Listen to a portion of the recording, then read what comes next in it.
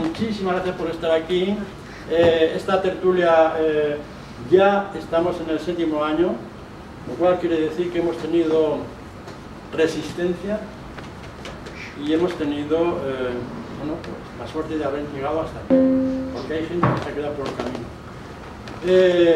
Hoy tenemos una noche especial porque tenemos dos músicos extraordinarios, una poeta extraordinaria, un presentador extraordinario, Jorge Rico.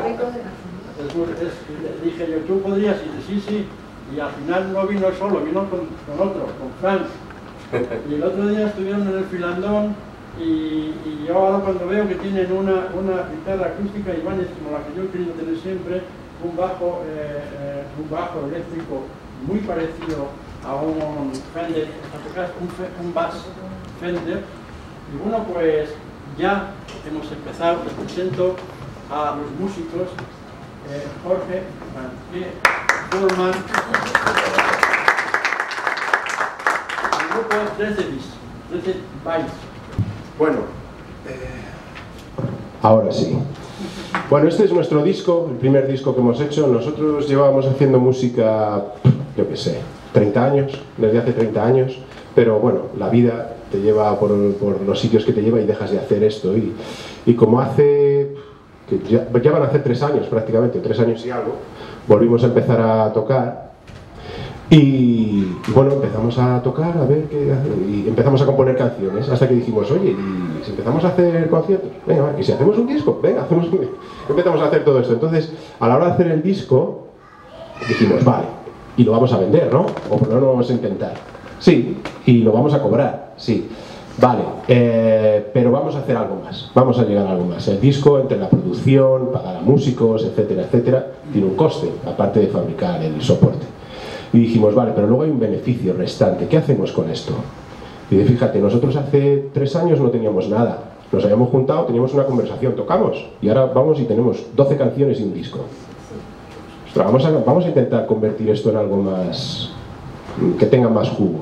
Y dijimos, vamos a buscar una causa o algo a lo que donar el beneficio de este disco.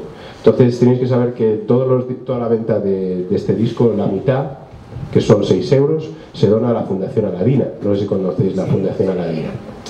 Pues lo que hacemos es todos los trimestres, liquidamos todas las ventas y la mitad de lo que hayamos sacado por los discos lo donamos a la Fundación Aladina. Y bueno, esto es una manera que tenemos un poco de hacer nuestro pequeño milagro. De la nada, hace 3 años no teníamos nada, de repente ahora estamos con muy poquito, aunque sea muy poquito, contribuyendo a una acción y una fundación pues que nos gusta mucho lo que hace. Bueno, este es el primer tema del disco y vamos con ello. Se llama The Right Side of the Wall.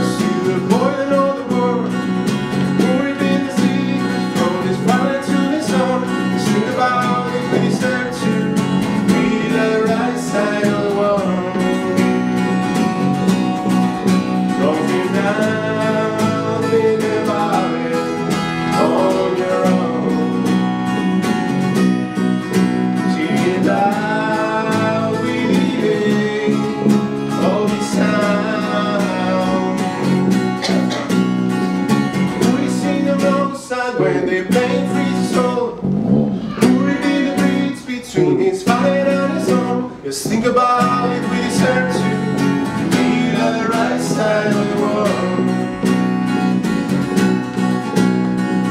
Passing by the seasons as they head for the wounds. They reveal the secrets if you're ready to be told. Just think about it, we deserve to be the right side of the world. Don't feel down, think about it.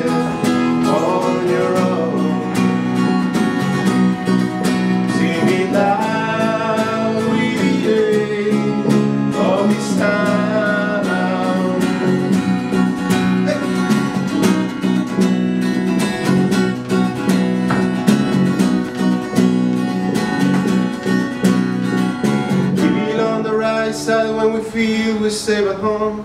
And we feed our reasons, we don't like to feel alone.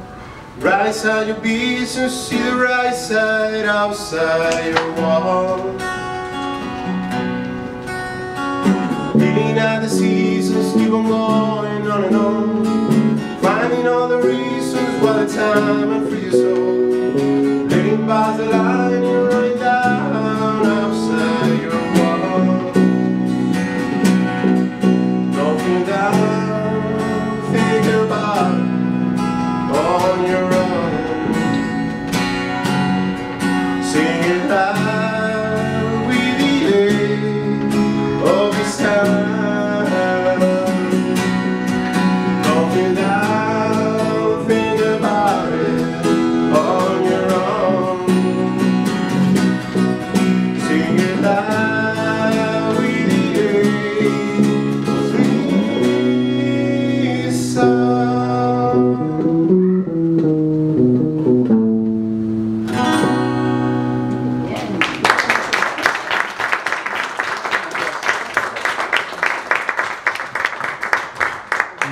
Recuerdos de cuando era pequeño. Era mucho a gente de los años 60, 70. Muy bien, muy bien. Bueno, tenemos la suerte de tener a Carmen García, que es compañera del Círculo de Bellas Artes, es, bueno, ya ven, poeta, y tiene una biografía muy larga, pero yo ahí no puedo tener nada porque tiene presentador, y entonces el presentador va a ser el que la presente. Luego el presentador yo le puedo decir que es Alfredo Piquer, que es el coordinador de la tertulia del Círculo de Bellas Artes. Es muchas cosas, pero como tiene presentada, la presentada al presentador. De tal manera que yo me callo y que hablen ellos, porque así tienen más tiempo. Que escuchamos a Alfredo Piquer y a Carmen García. Gracias, Evaristo. Sí, me voy a apañar yo con el micro y el papel. Bueno, voy a decir que me trae aquí otra vez, y no es la primera vez, la amistad con Evaristo Cadenas, Antonio Colino, pero hoy muy especialmente es un enorme placer la amistad, lo confieso, la amistad con Carmen García, porque como he dicho, Evaristo, son ya mucho tiempo compartiendo tarea en el grupo del Círculo de Bellas Artes, pero sobre todo disfrutando de su aprecio, de su deferencia, de su aprecio y tal. Y me trae especialmente también su calidad, su nivel literario, que acredita en este nuevo libro, La Voz Oscura, para el que además me ha confiado la redacción del prólogo y además la presentación, o sea que ya por partida doble, confianza por partida doble, ¿no? Y entonces yo no sabía si el currículum efectivamente es un currículum extenso, es una trayectoria importante, ¿no? No sabía si lo iba a glosar el propio Evaristo, pero entonces me atrevo a decir, aunque seguramente no será necesario, pero yo voy a recordar que Carmen García es licenciada en Geografía e Historia por la Universidad de Alcalá de Henares, decanta su voz poética desde los años muchos años de experiencia en el staff de la tertulia poética El Desván de Torrejón de Ardoz, y también en el grupo de poesía, como he dicho, el Círculo de Bellas Artes. Añade el aval de numerosos eventos literarios, la inclusión en cuadernos, en plaquettes, en varias antologías, la publicación de un primer poemario, Mis dos almas, y más recientemente Los sueños del escorpión, que tengo que decir que en este nuevo libro se sitúa, por tanto, con enorme solvencia, se sitúa de nuevo como frente a un espejo donde exhala su voz oscura, proyecta el vaho de una voz oscura. Bueno, dicho esto, yo voy a acordarme de que el poeta Mas Jacob, dramaturgo, pintor también, además de poeta francés, aconsejaba a los jóvenes poetas sobre el significado de la lírica y aclaraba también que trabajo significa soledad. En una de las cartas al joven poeta Franz Xaver Capus, Rainer Maria Rilke le dice: las obras de arte son de una soledad infinita. Las páginas que aún están en blanco son páginas de soledad, escribió. Y Fernando Pessoa decía que la poesía era su manera de estar solo. Escribir es defender la soledad en que se está, y es una acción que solo brota desde el aislamiento. Pero también dijo María Zambrano, dijo, desde un aislamiento, pero desde un aislamiento comunicable. Bueno, explicaba Carmen García en ese poemario anterior, Los sueños del escorpión, que escribir poesía es sentir un amor por algo, por alguien, por la cosa más humilde, incluso por una mísera piedra abandonada en la calle, puede ser motivo de inspiración. Tal vez esa pequeña piedra, ese guijarro humilde de las carreteras al que cantó León Felipe. Soñaban los androides de Philip Dick porque habían visto cosas que nosotros no creeríamos, como los poetas. Y sueñan también los escorpiones de Carmen García, y aunque sus sueños sean profundos, tal vez sean ingratos. Estoy citándola. Y quizás sean también las historias ancestrales las que se enlazan a los sueños, porque están en el subconsciente colectivo y afloran en el poema. Y Carmen García trae hoy precisamente esa otra voz, esa voz interior, esa voz oscura, porque la voz del mito, la voz de la literatura, la voz de los cuentos también de la memoria y de la historia es en su fondo lírico, en su sentido poético, por tanto en su verdadero significado profundo es una voz oscura. Dijo Genaro Tadens, ese monólogo de sombras que llamamos poema. El título que se hace evidente en el libro y es revelador de una visión crítica, pero sobre todo de una visión, me atrevería a decir, quizá hasta doliente, que subyace en sus versos como síntoma precisamente de esa sensibilidad lírica y humana de su autora, ¿no? Pues sobre esos mimbres se construye la autenticidad del trabajo poético de Carmen García, su sinceridad, su calidad, porque no cuenta lo que ya sabemos sobre la vida, ni corta y pega discursos previamente elaborados, y como en aquella pintada callejera que decía tengo un alma y está cargada. Pues ella tiene dos, como dijo en otro de sus títulos, y sus dos almas están cargadas de un futuro que, como el de Celaya, tal vez sin esperar nada personalmente exaltante, dice que es quien es, pide ley para aquello que siente excesivo y nos apunta al pecho. Recordábamos también en el prólogo del libro de Carmen, recordábamos a Patti Smith, la cantante, cuando decía que uno tiene que ir por la vida intentando mantenerse saludable, siendo feliz como se pueda y buscando hacer lo que se quiere. Y no es mal consejo, desde luego, aunque quizás detrás de esa opinión práctica y de andar por casa, pues las cosas sucedan de una manera puede ser más complicada, más compleja o incluso tal vez más profunda, ¿no? La propia Patti Smith, ya con 72 años, en un recital reciente en Alemania, cambió lágrimas mutuas con Joan Baez, que tenía ya 77, porque habían desde luego transcurrido seguramente los sueños incumplidos de la juventud, tal vez la mayoría, y el tiempo ineluctable certificaba lo efímero del ser humano.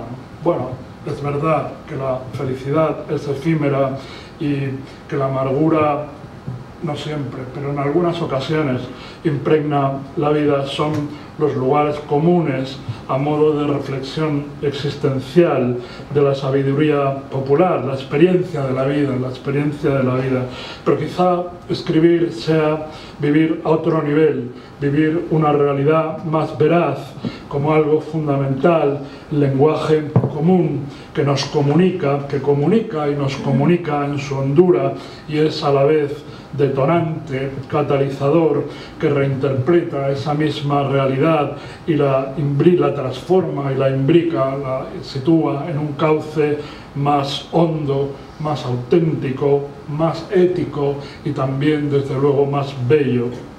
Y es cierto que no todo es poesía, pero también que se recurre al poema porque es el poema el que nos posee, nos atrapa con otra redención interior, con esa revelación, con esa epifanía. Y cito de nuevo la turbia amapola de nuestro corazón. Cada poema es efectivamente un tiro al blanco en medio de la noche. Cada poema nace de un ciego centinela que grita al hondo hueco de la noche el santo y seña de su desventura, escribe Álvaro Mutis. Por eso el poeta tiene la tentación de su oscuridad, de sus propias sombras, de mirar continuamente hacia atrás, hacia su propio Hades, para, como Orfeo, condenar, quizá, tal vez, definitivamente, y es verdad que a lo mejor de modo involuntario, algún sueño futuro. Yo vivo de sombras, entre sombras de carne tibia y bella, escribe Pedro Salinas. Esa introspección es efectivamente el hambre del poeta, porque en definitiva el poeta es aquel que recorre ingrávido las calles absortas y se inspira en musas de danza carnal y proletaria, como nómadas construyendo palacios de cartón, dice Carmen García. Bella descripción de la tarea del poeta, a fe, porque no recuerdo a nadie que haya hablado de la ingravidez del poeta, cuando esa es precisamente una de las cualidades esenciales inherentes a su entidad, a su trabajo, a su idiosincrasia. Por tanto, todo está aquí, en esta voz oscura que nos hace chantaje, amenazando con contar la verdad. No podremos mentir a la poesía, y menos desde la poesía, porque aunque sea cierto, se escribe desde un yo poético, hay confesión íntima en cada poemario. Tras la poesía, o en su fondo, hay obsesión, odio, quimera, cuentos, secretos, rutinas, derrota, furia, memoria y olvido también. La sed, el sueño, el insomnio, la esperanza, he dicho memoria, olvido y desde luego, por supuesto, amor y desamor. Tu voz está oscura de besos que no me diste, de besos que no me das, escribe Juan Gelman. Quizá son precisamente todos esos momentos que se perderán en el tiempo como lágrimas en la lluvia. O tal vez, como aquel buenos días con que la saludaba François Sagan en circunstancias muy diversas, y aunque sea de manera casi imperceptible, tal vez incluso la tristeza. Cuando una está exiliada una vez, está exiliada para siempre, dijo la actriz María Casares con una cierta amargura en una entrevista que realizó en 1989. Pero quien habla de victorias, sobreponerse es todo, dijo también Rilke. Y la poesía nos sobrepone, gracias a la poesía nos sobreponemos. Por tanto, escribir poesía supone contemplar el mundo como un suceso personal propio. Las páginas en blanco, decíamos, son páginas de soledad. La voz oscura que exhala el libro de Carmen García es esencialmente esa expresión plena y profunda de lo existencial, del compromiso, de la sinceridad. Poesía, por tanto, acontecer íntimo, pero la poesía nos conduce hacia esa otra orilla en donde la realidad se convierte en un mundo donde todo cobra sentido trascendente y se ilumina con un aura que le concede una suerte de eternidad dijo también Álvaro Mutis. Voz oscura, pero en definitiva luminosa. Por tanto, en el caso de Carmen García, si se nos permite ese oxímoron. La conclusión extraída tiene que ver con ese consejo que mencionábamos de Patrick Smith, volver a la superficie de las cosas, que resultó ser más valiosa gracias a la exégesis de esa voz de la memoria, del mito, del poema, mantenernos saludables, ser felices en cuanto se pueda, intentando hacer lo que realmente queramos, en resumen, vivir siempre.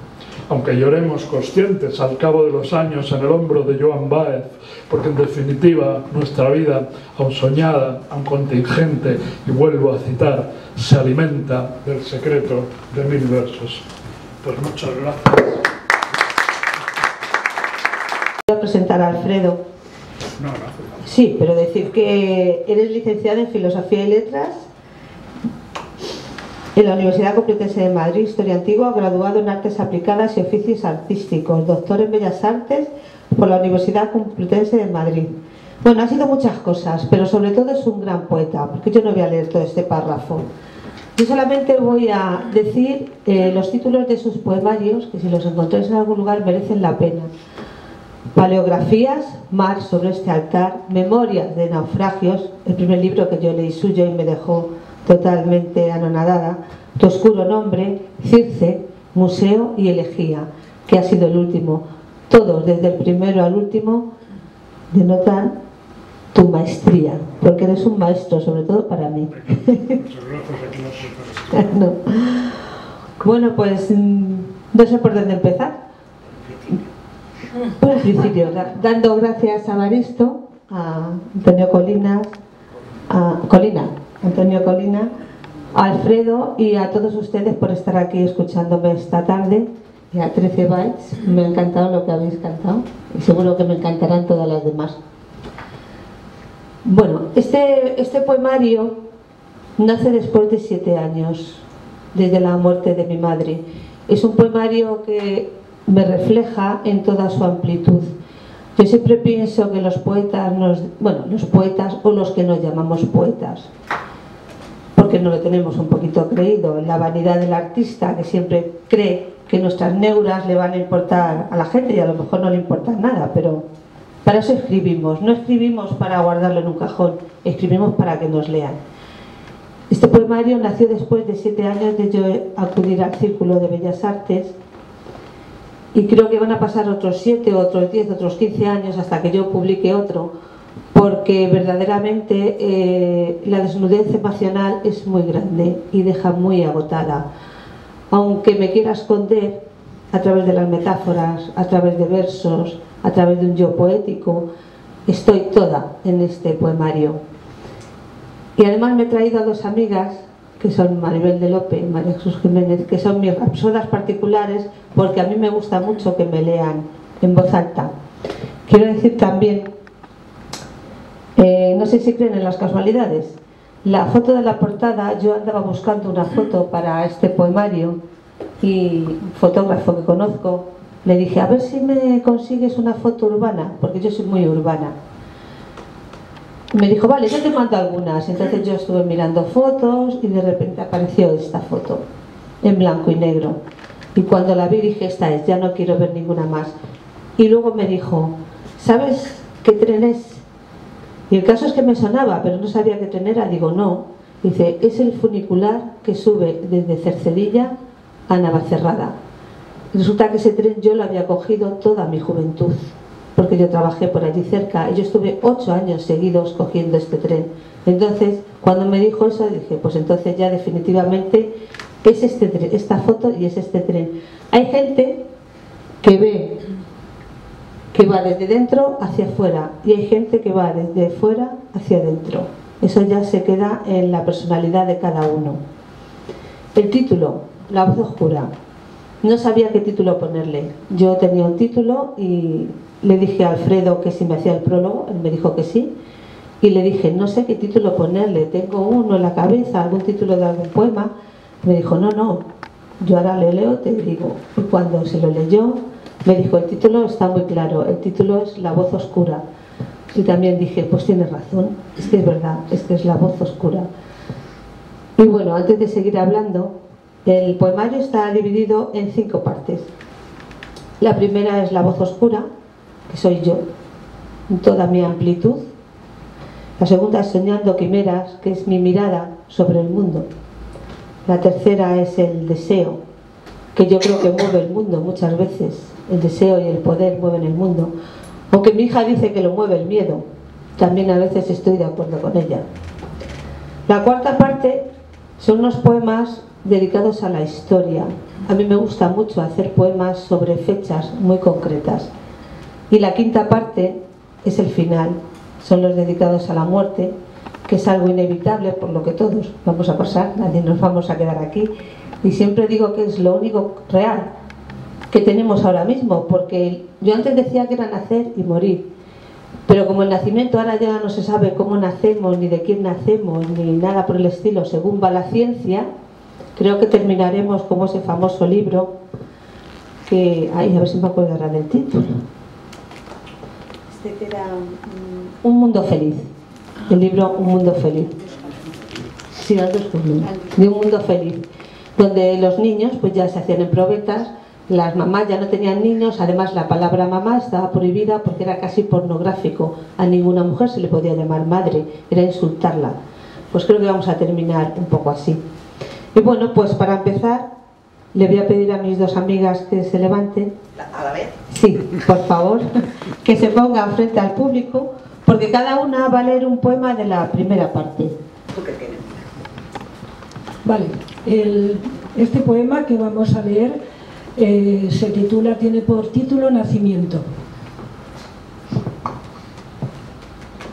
Escribo desde el útero de mi madre, donde la seguridad no tiene fin. Un día saldré a la luz, llorando de pena sobre la cuna. No conoceré más hogar que las letras nacidas de la sangre. El mundo se volverá entonces eterno y terrible, como el Dios marcado en nuestra carne, y a la vuelta será imposible.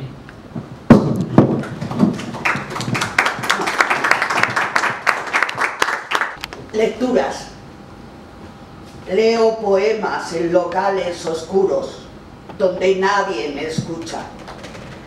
Recito versos observando los ojos que me observan, las bocas hastiadas de metáforas, los cuerpos indolentes y vacíos. Y mientras en el mar lloran los ahogados, la tierra es una procesión de penitentes. En el limes afloran concertinas y afuera el imperio se derrumba. Yo me sumerjo en la absenta de Baudelaire. Veo la muerte en los ojos de Pavés. Contemplo la roja aurora de Nueva York, imaginando la soledad de Lorca en Alfacar. E imploro a mi capitán Whitman que me salve, porque en todos nosotros, susurró Cernuda, habita el olvido.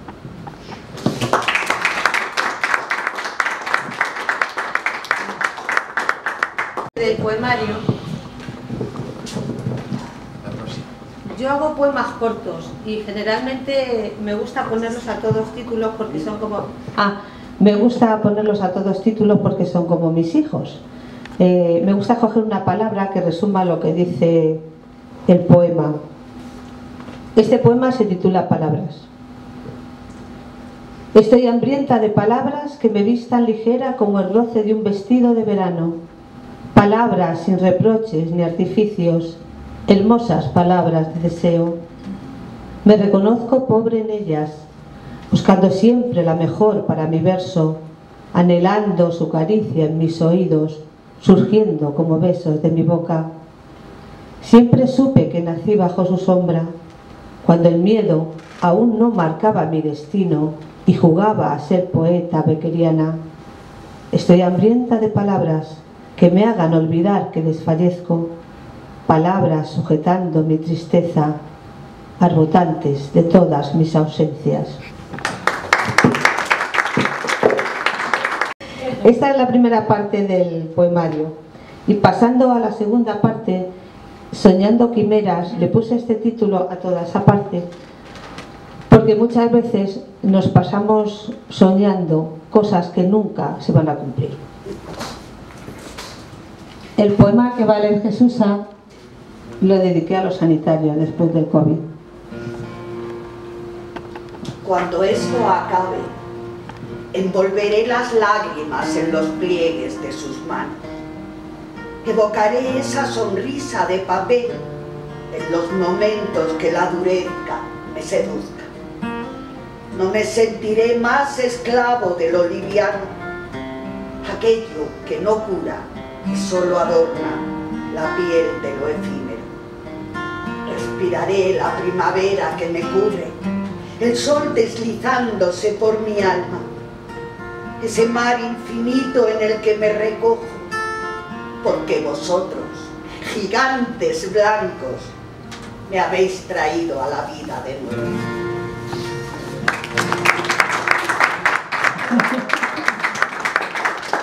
Maribel se titula Arrase. A veces uno se enfada con el mundo. Más que nada que tengo una voz un poquito menos fuerte que ella y me cuesta más que se me entienda. Que venga el viento y se lleve esa espalda mojada de olvido, el rumor del dinero en el templo del aire, la lujuria apagada al final de la trampa, el artificio dorado que cubre el vacío, el verso falso del falso poeta, el sollozo del moribundo, la herrumbre de los mezquinos, el nombre de todos los dioses, el nombre de todos los hombres. Que venga el viento y arrase. La tercera parte del poemario va dedicada al deseo, al amor, al sexo y al desamor. Todo lo que tiene que ver un poco con esta carne tan mortal que tenemos. Jesusa. Yo la llamo Jesusa, se llama María Jesús Jiménez. Yo me dejo. Promesa. Me adornaré con el abismo de tu mirada, en la oscuridad perenne del encuentro. Si me amas bien, no me perderé en el recuerdo de otros labios. Y te prometo morir de nuevo al amanecer, aunque el día no me entregue tu destino.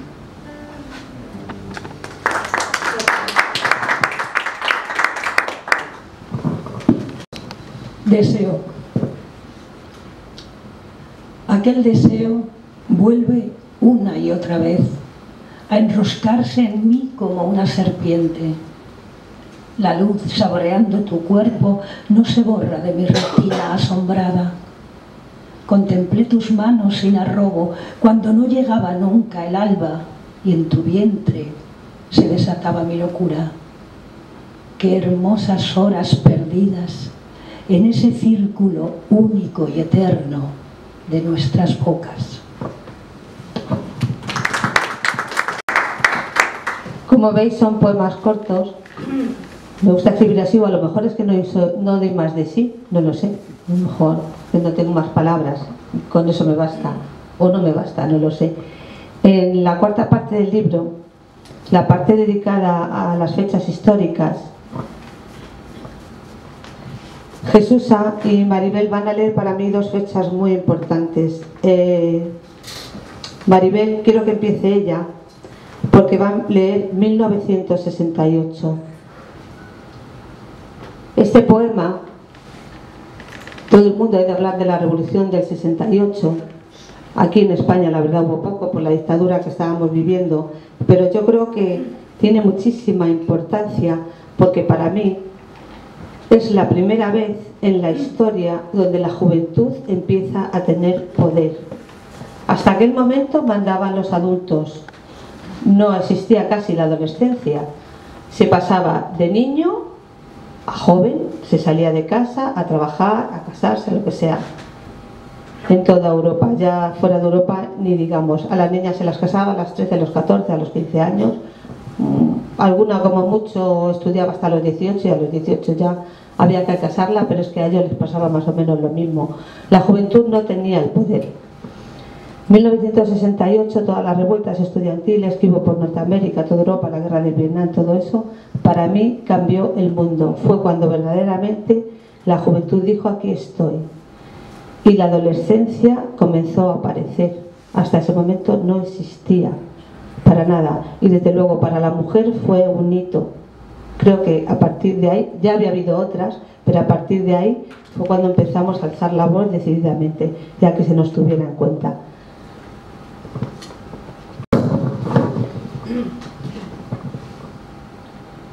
En las calles de Praga, la primavera huele a viento.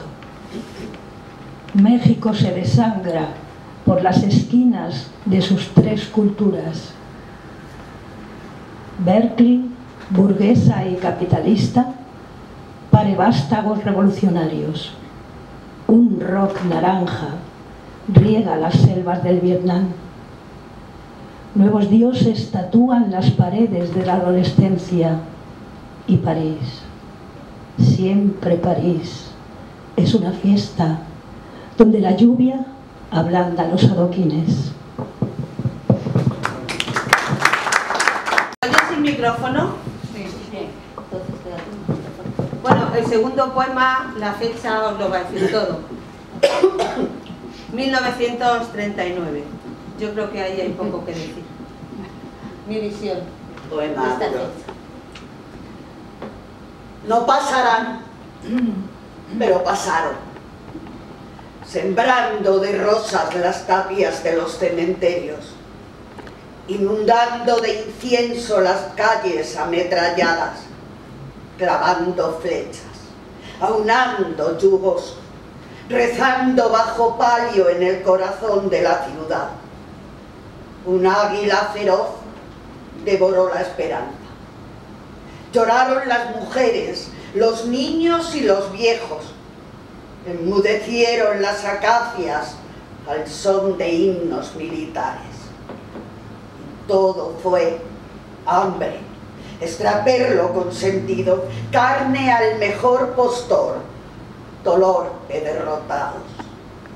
Porque pasaron, arrasando sin piedad la dignidad de los vencidos.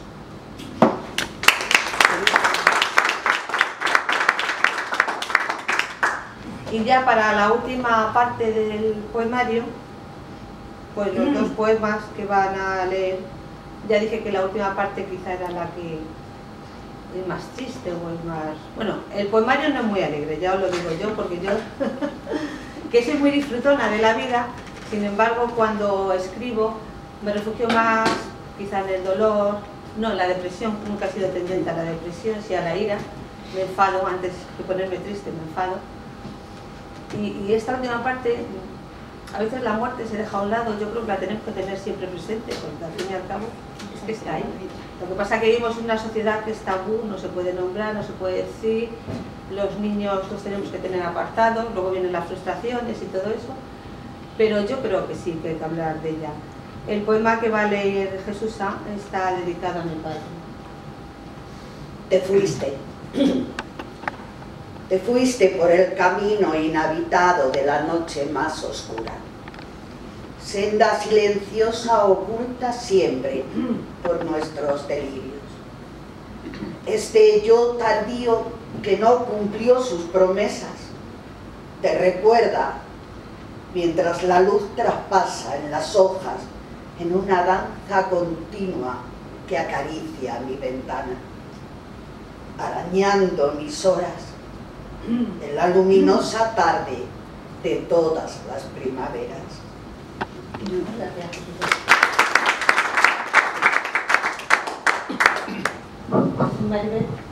Maribel va a cantar este poema porque Maribel siempre la digo que me ponga música, un poema.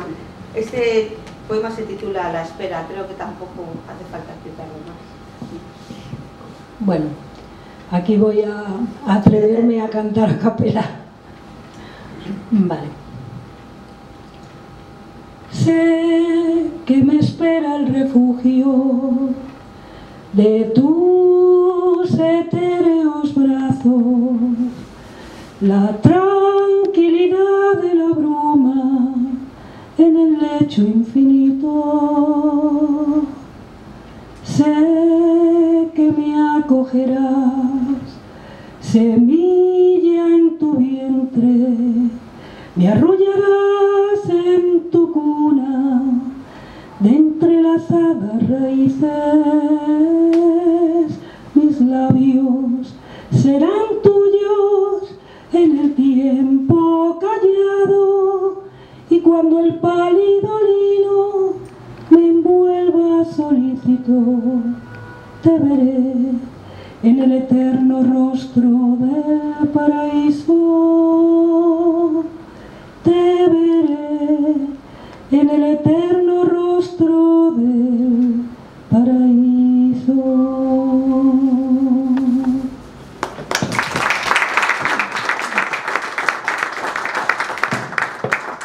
Bueno, ya para terminar, solamente quería leer este párrafo final, que es ¿por qué leer poesía? Quizá porque en otros poemas, en otras voces, nos encontramos a nosotros mismos, y como muestra, y dándole las gracias a Alfredo, unos versos con los que me identifico totalmente de Alfredo Piquer, al que agradezco el inmenso regalo de su prólogo.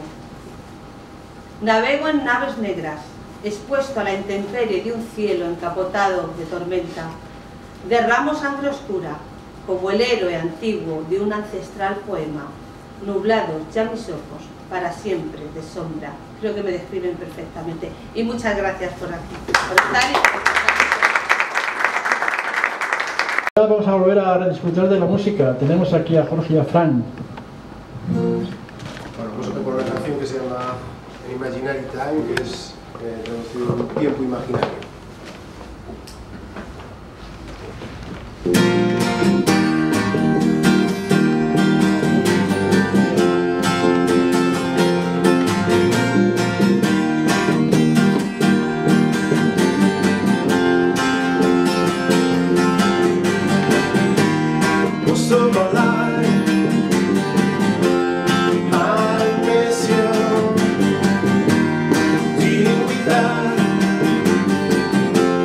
I resist you, the father's own time.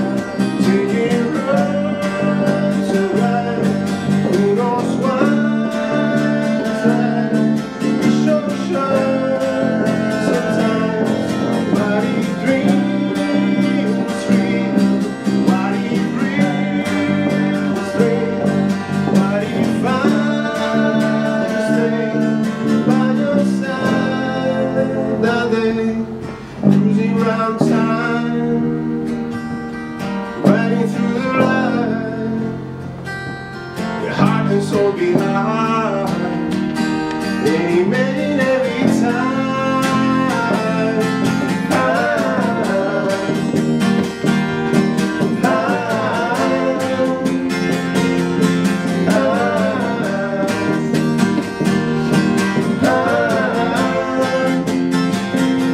I'm losing round time, riding through life. The heart is all behind, getting made every time.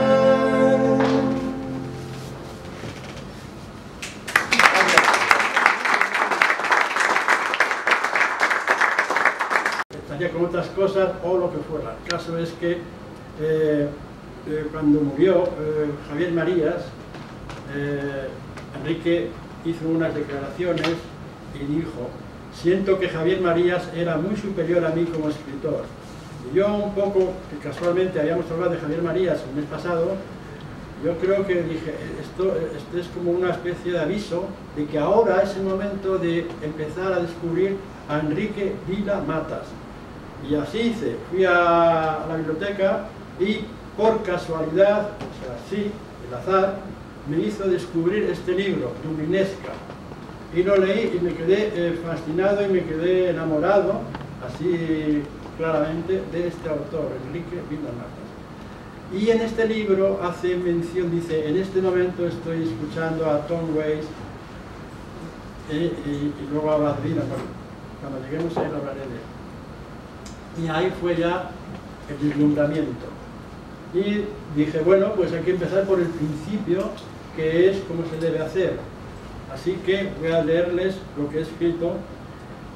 Tuve noticias de Enrique Vila Matas cuando salió publicada su novela Aire de Dylan, 2012, tal vez por la casi veneración que uno le tiene desde siempre a Bob Dylan. Me quedé con el título y con el autor y me dije que debía ser obligatorio conocer de primera mano a base de leer sus obras, naturalmente, al escritor, al autor de tan atractivo título. Seguramente había leído alguna cosa de él o sobre él, en entrevistas o críticas literarias de las muchas que han aparecido en la Biblia, en Letras Libres, en El País, en sitios así. Por aquellas fechas, como si hubiera sido un presagio, le vi caminando en Madrid de la mano de su mujer. Me sorprendió su altura, su abrigo azul oscuro y esa elegancia con sombrero negro de ala ancha y ese elegante dandismo que llama la atención. Otra vez le vi en el Círculo de Bellas Artes junto a Javier Marías, como quiero recordar. Efectivamente les vi juntos. Juntos hicieron algunas cosas. Hubo una vez que hicieron una conferencia, una charla en la Caixa Forum de Barcelona, donde Javier Marías hablaba de su pasión por el Real Madrid y Vila Matas de su pasión por Barcelona. Y es muy curioso porque era un contraste, pero bueno, era bonito verles, que se llevaban bien, aunque él, Vila Matas dice, nunca fuimos amigos del todo, pero nos apreciábamos. Precisamente a raíz de la muerte de Javier Marías y de las declaraciones que hizo en el Heraldo de Aragón, el día 27 de septiembre del 2022, sentí que había llegado el momento de emprender. Bueno, en el principio, Enrique Vila Matas nació en el año 48, 1948. Estudió Derecho y Periodismo y en 1968 empezó a trabajar en la revista Fotogramas. La revista Fotogramas para nosotros fue muy importante porque allí descubrimos, aparte de la pasión por el cine, también descubrimos a escritores que son emergentes, como por ejemplo Rosa Montero, como por ejemplo Borja Torres, Terence Moix. Por ahí pasaron muchísimos escritores que empezaron de jovencitos, allí con 20, 24 años, 25 años, y se hicieron famosos. Luego Fotogramas siempre fue mi revista preferida, me acuerdo que tenía montones de fotogramas. Poco después empezó me pasó lo que casi todos los españoles, los chicos, los mozos que fuimos a la mili.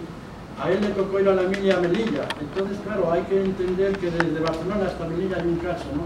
Hay un trozo, hay un trecho.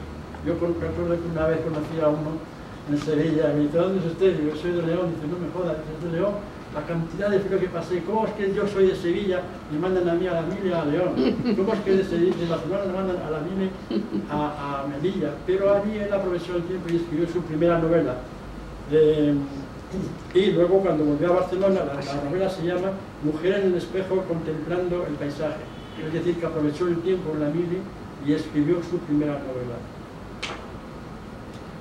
Antes de llegar a la mili ya había rodado 2 cortos en Barcelona y había actuado como actor en algunas películas de aquellas que prohibía Franco y que no se han podido ver, por lo menos aquí en Madrid.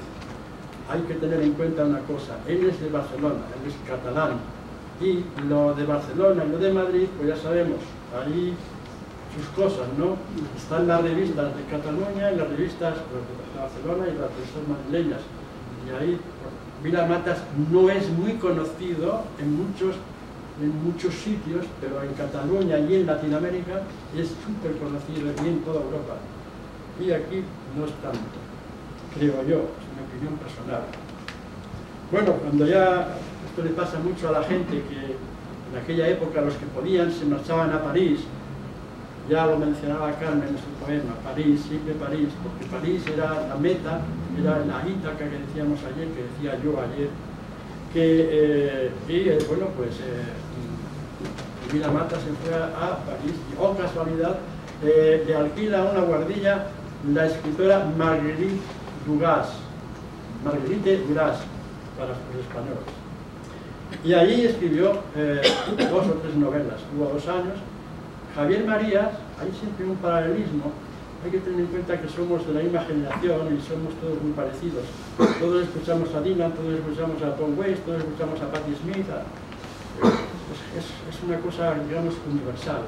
Es lo que se llama el inconsciente colectivo de todo el mundo, es parecido a todo el mundo. Si rascas, todos tenemos algo en común, ¿no? Bien, pues allí en París siguió escribiendo, escribió La asesina ilustrada, Azul de los párpados, Nunca voy al cine y Impostura. Ahí París fue muy productivo por lo que se ve, aparte de que seguramente que vio mucho cine, porque también es un cinéfilo, le gusta mucho la música. Ya digo que tiene mucho en común con casi todos nosotros. Y por eso nos gusta tanto, porque cuando nos gusta mucho un escritor, cuando nos vemos reflejados, ahí hay sitios, hay cosas que digo, pero si eso me pasó a mí, ¿cómo es posible? A tanta distancia, tan distintos, tan diferentes. Sin embargo, a él le pasó lo que me pasó a mí, o parecido, ¿no? No es porque yo presuma de lo de él, o de él bueno, me entienden. Él tuvo mucha relación con los escritores latinoamericanos. Fue muy amigo de Roberto Bolaño. Roberto Bolaño estaba en Blanes y se hicieron una amistad muy grande. Y Roberto Bolaño tiene libros dedicados a Enrique Vila-Matas. Eran muy amigos. Y tiene una escena, porque claro, todo esto que yo estoy contando lo he aprendido en este mes que ha pasado, desde María para acá, ha pasado un mes más o menos, y yo lo he visto en internet, en YouTube, las cosas que cuenta Vila-Matas. Dice que Roberto Bolaño un día, Roberto Bolaño murió muy joven, con 50 años, y un problema hepático.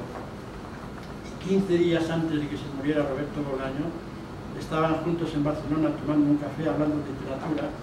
Roberto Bolaños le descubrió a Vila-Matas un escritor increíble que se llama Pérez, Georges Pérez, francés. Bueno, un francés de origen ruso, es una historia. Que, por cierto, cuando se lee a Vila-Matas conviene tener el ordenador a mano, o el móvil por lo menos, para ir consultando todo lo que nos dice. Porque hay cosas que sabes, pero otras no. No sabes mucho. Entonces, fui muy amigo de Sergio Pitol, de Juan Villoro, y tiene mucha relación con Latinoamérica, como ya dije. Y en 1985 escribió este librito, que es la primera maravilla, que se llama Historia abreviada de la literatura portátil. 120 páginas que se leen en un momento, pero, ojo, tiene mucho dentro. Se narran las aventuras de los primeros escritores y artistas que formaron la sociedad secreta Sandy. La sociedad secreta Sandy.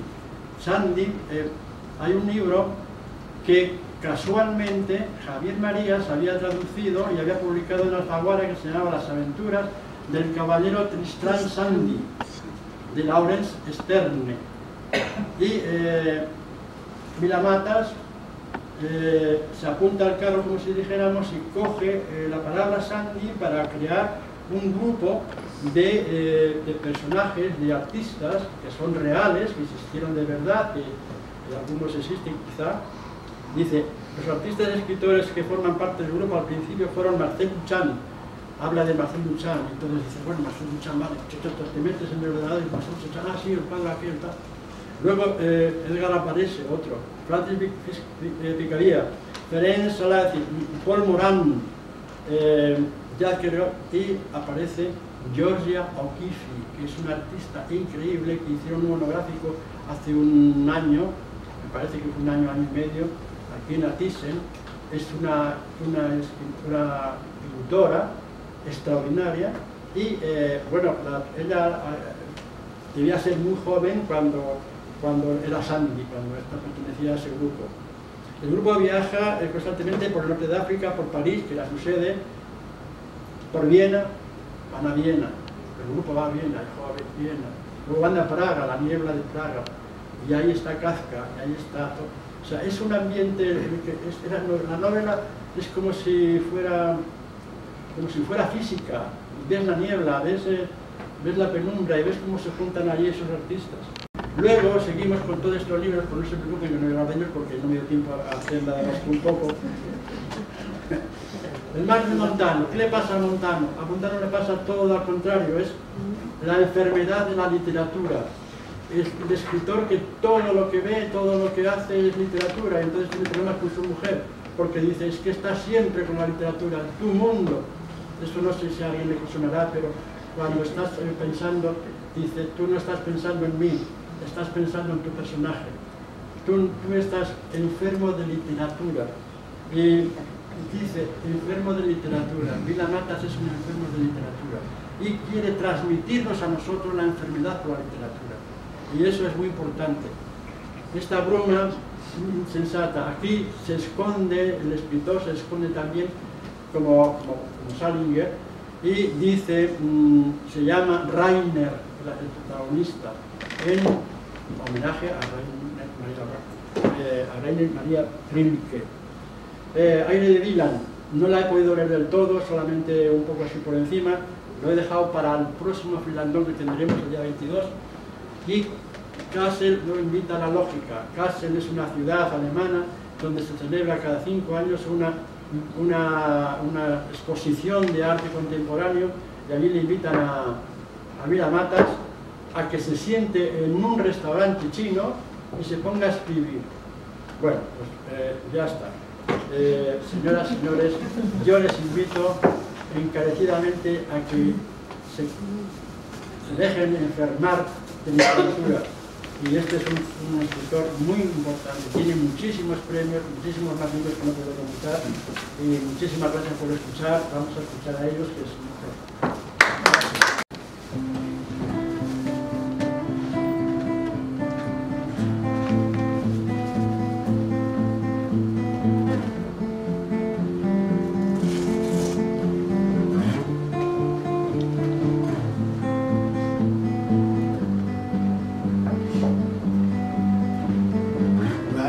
My notepad, waiting on the red light, dreaming of the great escape. I will take the next bus, I gotta read up extras, waiting in line, I got my ticket, goodbye. I can see the distance, like I'm moving backwards, like I'm driving in reverse. I can see the headlights coming from my way. I need some rest, I just feel like waste. Halfway home, I'm halfway home, and halfway home, and halfway home.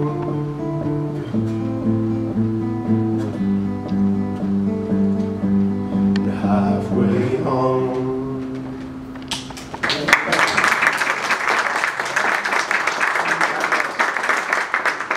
Isabel, ¿quieres decir algo, contar algo, leer algo? No, gracias. Por ahí atrás hay alguna persona que quiera leer o decir algo, algún poema, algún relato, lo que sea. Isabel Toledo, ¿tú sabes de memoria algún poema?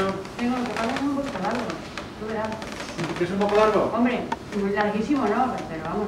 No te preocupes que más largo he sido yo y ya no puedo volver atrás. Y ya... Qué bella es esta noche, y sin embargo, qué lejos estás tú de esa belleza.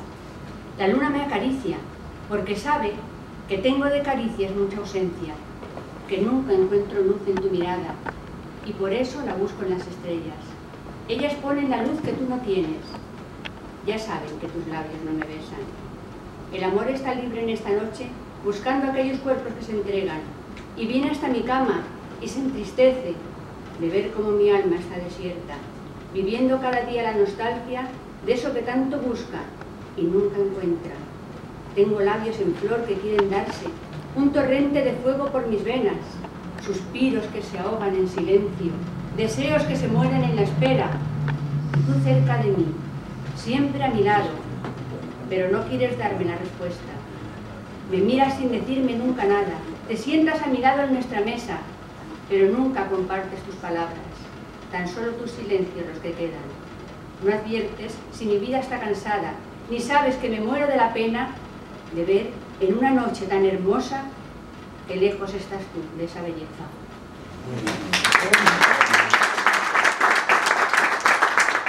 Es que siempre nos quedamos cortos porque cada autor de estos necesita 2 o 3 conferencias, que menos. Bueno, la primera se llamaba The Right Side of the World, que es el lado correcto del mundo. La segunda era Imaginary Time, es un tiempo imaginario. Y esta es la última que nos toca, es Halfway Home, que es a medio camino de casa.